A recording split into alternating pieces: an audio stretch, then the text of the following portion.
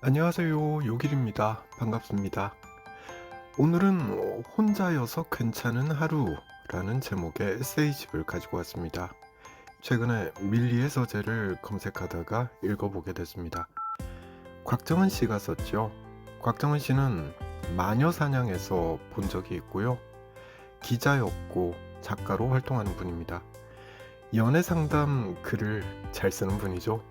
연애 칼럼니스트 또는 연애 전문가라고 자주 불립니다. 본인은 그 표현을 싫어한다고 하죠. 그저 기자로서 작가로서 저자가 주목했던 것은 사랑하는 이와의 관계, 그리고 그 속에서 일어나는 감정이라는 소재였는데 연애 타령이나 한다고 빈정거리는 사람들이 있더라는 거죠. 곽정은 씨의 이미지는 똑똑한 여자입니다. 똑부러지게 말하죠. 근데 이게 또 싫은 사람들이 있습니다.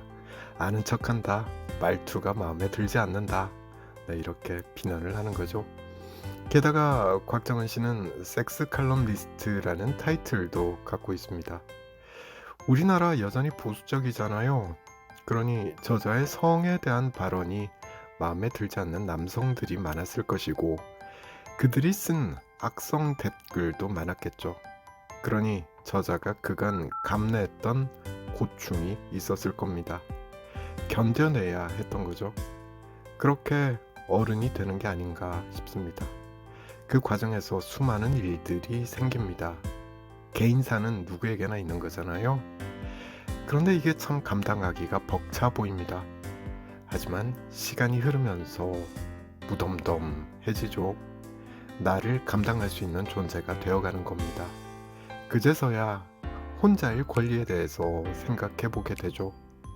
혼자여서 괜찮은 하루. 네, 이 책은 그 과정을 그렸다고 말할 수 있겠습니다.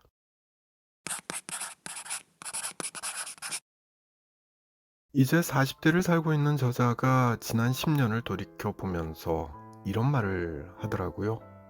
시간이 흐르니 아픔이 희미해지더라는 거예요. 그렇습니다. 마음의 상처는 그렇죠. 정말 아파서 죽을 것 같은데 시간이 지나니까 상처가 아뭅니다. 골마 터지고 나서 시간이 좀 흐르면 흉터는 남아있지만 아프진 않죠. 그리고 그 흉터는 나한테만 보이죠. 마음의 상처는 그렇습니다. 남들에게 이 흉터를 굳이 보여주지 않는 한 나만 알고 살아가게 됩니다. 그래서 말을 하죠. 시간이 약이다. 네, 마음의 상처를 회복하기 위해서 필요한 건 시간입니다. 이처럼 시간은 긍정적인 역할을 하죠. 근데 그 이면을 볼 필요도 있다는 겁니다. 시간이 흘러서 이제 아프진 않은데, 그런데 시간이 흐르고 나니까 나는 딱 그만큼 나이가 들어 있습니다. 우린 시간이 약이라고만 생각하지 그 이면은 생각하지 않고 있었던 게 아닌가 싶습니다. 시간이라는 약이 효험을 보이고 나니까 나는 딱 그 시간만큼 나이가 들어버린 건데 이 생각은 하지 않고 있는 거죠. 뭔가 잊고 싶은 일이 있습니다. 누구에게나 그렇습니다. 워낙 아픈 기억이라서 잊어버리고 싶은 거예요. 문득문득 생각날 때마다 호흡이 힘들어지고 정신이 아득해질 만큼 힘든 기억들이 있습니다.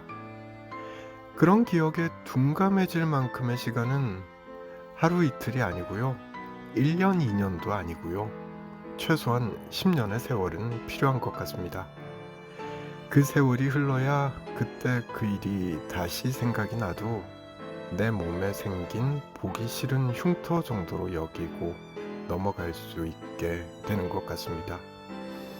그 흉터마저 사라진다면 너무 좋을 텐데 사람 일이 그렇진 않더라고요. 아프지 않으니 다행이다. 네, 그러면서 살아가게 되는 거죠. 저자는 시간이 지나 나이가 드니까 좋은 일도 많더라. 네, 이렇게 말을 합니다.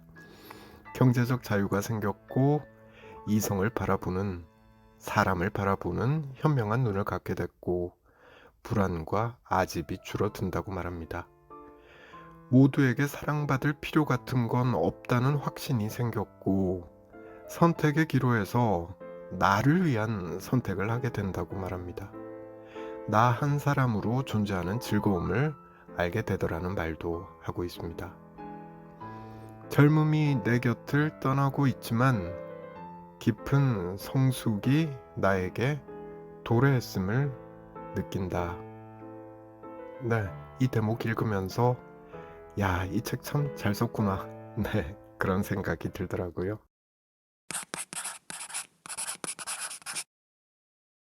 그냥 시간만 보낸다고 상처가 치유되는 건 아니죠. 아픔이 치유되는데 필요한 그 세월이 흐르는 동안 나도 뭔가를 분명 해야 합니다. 저자는 슬픔을 인정하고 외면하지 않았을 때 나에게 작은 기적이 일어나더라고 말합니다. 이런 이야기입니다. 내가 상황을 바꿀 수는 없다는 거죠. 예를 들어서 내가 타인을 내가 바라는 방향으로 바꿀 수는 없다는 거예요. 그럼 어떻게 하냐? 나를 바꾸면 된다는 거죠. 내가 타인을 대하는 태도를 바꾸면 된다는 거죠. 타인에 대한 내 생각과 입장은 내가 바꿀 수 있는 것 아니냐? 라는 말을 하는 겁니다. 이게 바로 나에게 작은 기적을 만들어내는 방법인 거죠. 맞는 말입니다. 근데 이게 말은 쉬워 보여도 훈련이 필요합니다. 저자는 그 훈련을 명상을 통해서 했다고 합니다. 대학원에서 심리학도 공부하고 있더라고요. 책에는 이렇게 썼습니다. 남과 구별되는 특정한 컬러를 갖기 위해 애썼던 30대 이후에 와야 하는 것은 더 많은 사람과 더 좋은 것들을 나눌 수 있는 플랫폼으로서의 삶이 아닐까. 지난해부터 대학원에서 상담 심리학을 공부하고 명상 인스트럭터로서의 삶을 시작하고 나의 작은 서점을 열어 그곳에서 다양한 일을 벌이려고 하는 것은 이렇듯 내 삶의 방향성에 대한 명확한 자각이 있었기에 가능한 일들이다. 네, 정리하자면 앞으로는 마음 돌보는 일을 하며 살겠다라는 거예요. 내 마음도 돌보고 그러면서 사람들이 마음을 돌볼 수 있도록 도와주는 다양한 일을 하면서 살겠다는 거죠. 그간 대중미디어가 이 책의 저자 곽정은 씨를 소비하는 방식이 있었습니다. 그 때문에 사람들이 곽정은 씨에 대해서 갖게 된 선입견이 있었죠. 그래서 많이 힘들었을 겁니다.